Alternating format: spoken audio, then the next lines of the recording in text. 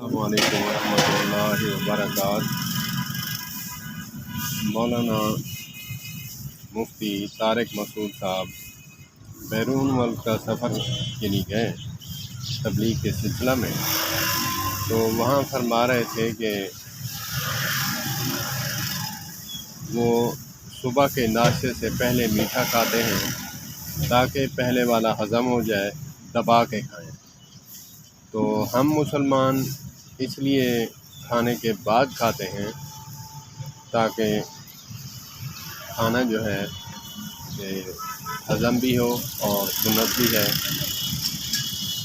کھانا وہ دبا کے کھاتے ہیں تو اسی لیے پہلے والا جو ہے وہ صاف کرتے ہیں۔ تو ہم مسلمان کھانا اتنا کھاتے ہیں کہ اپنے حساب سے، اور پھر میٹھا کھاتے ہیں تاکہ ہضم بھی ہو اور سنت بھی پوری ہو جائے۔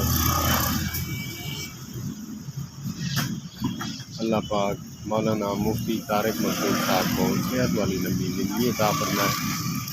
ہمارے سرمایہ ہیں علماء کے ساتھ وابستہ رہیں۔ السلام علیکم ورحمۃ اللہ۔